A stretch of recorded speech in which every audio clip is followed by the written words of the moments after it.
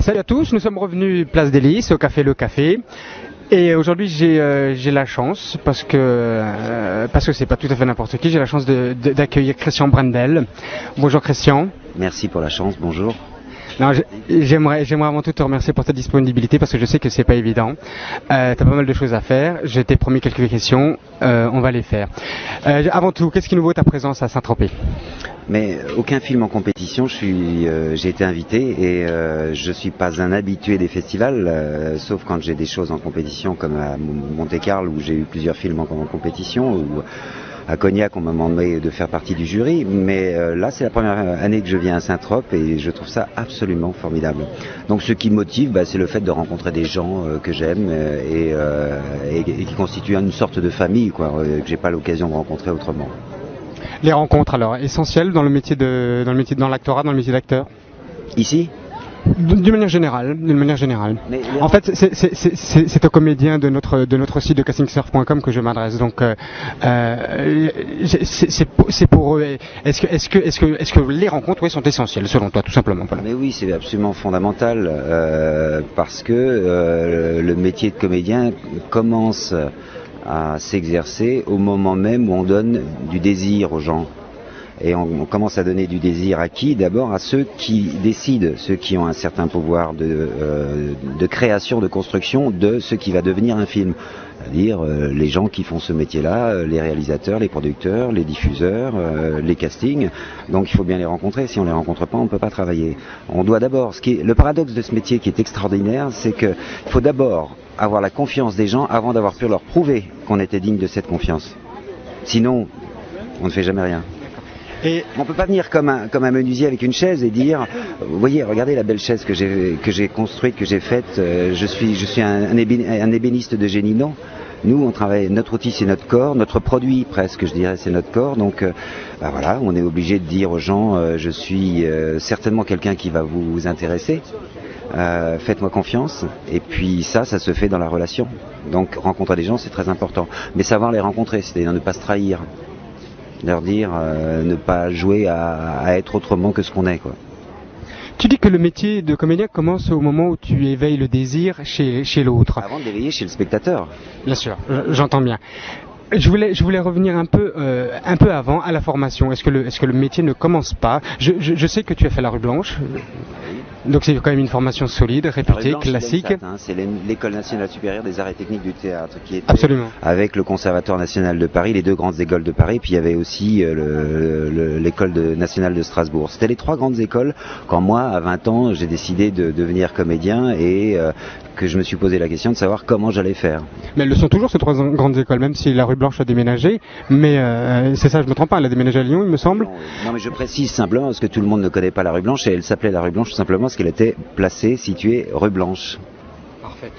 Alors justement, donc, pour en revenir au métier, est-ce que le métier ne commence pas justement quand on par la passion, quand on cherche à faire une formation? Qu'est-ce que tu en penses?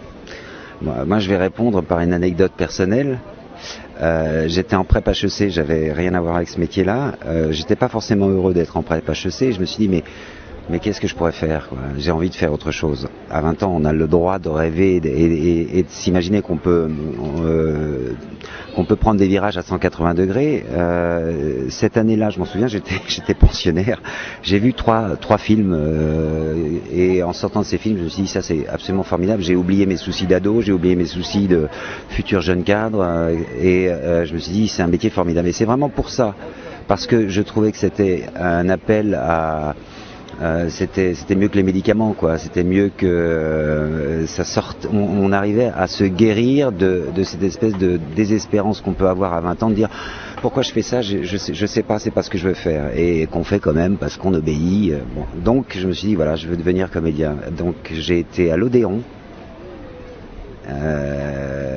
Et j'ai été frappé à la loge du concierge et je lui ai dit bonjour monsieur, comment est-ce qu'on fait pour être comédien? Et il m'a dit mais jeune homme, on prend des cours. Et je n'avais aucun ami, aucune référence. J'avais vu très très peu de films, probablement 1 ou 2 Walt Disney, et 3 films dans l'année, puisque j'étais pensionnaire. Donc ça a été un vrai choc, quoi, une vraie découverte. Et il m'a dit on prend des cours. J'ai dit mais où est-ce qu'il y a des cours?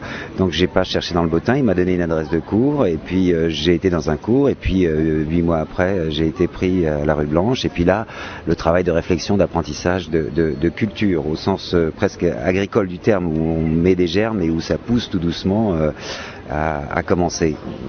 On va au métier de comédien, puisque le métier de comédien vient à vous. Il y a quelque chose d'essentiel, selon toi, à faire ce métier-là? Quelque chose de vital? Il n'y a pas de méthode, hein. Il n'y a que de bons exemples, et les bons exemples sont ceux de la réussite. Alors, il y a ceux qui sont passés par les créneaux d'une formation très classique. Moi, je suis passé par une formation classique. Ça m'était certainement nécessaire pour me décrasser d'un cursus qui m'avait mené dans une certaine obéissance. Il a fallu donc que je passe par l'apprentissage pour ensuite comprendre le désapprentissage. Voilà. Tout seul, je n'aurais pas été capable de désapprendre. Donc, pour me connaître, me constituer. Mais je dirais que, quels que soient les chemins, les routes empruntées, ce qui me paraît absolument fondamental, c'est 2 aspects. C'est d'abord de se chercher soi, de ne pas se trahir. Alors c'est un peu facile à dire, c'est très compliqué à mettre en œuvre, puisqu'on démarre ce métier à 20-25 ans et qu'on n'a pas les clés, mais se chercher soi toujours, quoi. Ne pas chercher à plaire aux autres, chercher à être soi-même. La deuxième chose, c'est quand on commence à sentir qu'on a des petits points de repère par rapport à soi, qu'on peut s'appuyer un peu sur ces points de repère, c'est se dépêcher d'apprendre, mais d'apprendre ce qui nous enrichit, c'est-à-dire d'apprendre le talent des autres, à travers le talent des autres, la littérature, le théâtre, tout, apprendre, ingurgiter le talent des autres, infuser dans le talent des autres, parce qu'il en reste toujours quelque chose. Okay. Je voudrais qu'on aborde le sujet du casting, le monde de l'audition. Est-ce que c'est un truc que tu aimes? Est-ce que c'est un truc qui te fait peur, ou comment tu les abordes? J'étais terrorisé au début, parce que c'était encore une fois un examen, plus qu'un examen, c'était un concours, et que tous les concours font peur, on se sent jugé, on se sent pas forcément a priori aimé, on sent qu'on est obligé de faire des preuves, on n'a pas les clés de ça. Donc oui, j'étais pas à l'aise forcément, je me sentais véritablement jugé, quoi. Bon, et puis après on apprend. On apprend à accepter ça comme un passage obligatoire qui permet de dire j'existe, je suis là. C'est aussi une preuve de courage et de confiance et de persévérance, j'allais dire. Voilà. Alors petit à petit, on apprend que les castings, si on se plante, comme on le dit dans le métier à une audition, c'est pas grave, il faut au moins en tirer quelque chose, au moins apprendre pourquoi on s'est planté. C'est très important de s'enrichir de ces échecs, et puis très rapidement on se dit que bon, on est tous en train de passer des castings à tous les niveaux, toujours. Et faire un film, c'est aussi une certaine forme de confrontation avec le jugement des autres. Bon, alors si ce jugement commence avant, c'est pas grave. Dans la mesure où il ne remet pas en cause fondamentalement, il ne faut pas se remettre en cause soi, il ne faut pas se confondre entre l'appréciation d'un moment, d'une performance, et la reconnaissance de ce qu'on est soi-même. Pouvoir toujours savoir, comme une petite lumière, quand on n'est pas en confiance, se dire oui, mais je sais qui je suis et je sais ce que je veux faire, quoi. Oui, garder le cap, c'est très important. Ne pas se laisser déstructurer par un jugement qui a le droit d'être dur ou d'être au contraire sympathique. Parfois, vous savez, les jugements complaisants sont plus dangereux que les jugements durs. Donc garder cette petite flamme au fond de soi qui dit c'est là-bas, c'est là-bas, c'est là-bas, c'est là-bas qu'il faut aller. Et alors justement, un jeune comédien qui ne bénéficie pas encore de la confiance des décideurs, de l'autre, qu'est-ce que tu dirais si tu l'avais devant toi, parce qu'il va se présenter à un casting, 3e, 4e casting, qu'est-ce que tu lui dirais? Selon toi, dans quel état d'esprit doit-il s'y présenter? Je ne pourrais pas dire grand-chose sur l'état d'esprit, parce que l'état d'esprit, ça dépend de la nature. Éventuellement, lui dire que c'est sais pas comment dire ça. C'est son ambition. C'est son ambition, au sens noble du terme, qui finira par faire la différence. Donc le casting n'est qu'une petite étape dans la vie du comédien. Il faut avoir une ambition noble de servir et pas d'abord tout de suite de se servir. Ne pas se préoccuper de réussir à tout prix tout de suite, ne pas chercher à maîtriser, chercher à donner, et puis voir ce qu'on récolte, quoi. Mais l'état d'esprit, j'ai vu des gens extrêmement timides devenir de dangereux prédateurs dans la mesure où ils avaient franchi le cap, c'est-à-dire des gens qui tout d'un coup avaient un sens aigu de la compétition. Et puis j'ai vu des gens très à l'aise se décomposer, donc il n'y a pas de règle. Mais par contre avoir une véritable ambition, une certaine opinion de soi-même et de ce qu'on doit faire là-dedans. C'est un formidable métier, mais c'est une formidable utopie et illusion de croire que on investit peu et qu'on reçoit beaucoup. Ceux qui croient ça sont ceux qui ont investi dans les startups qui se sont cassés la figure. C'est une startup très,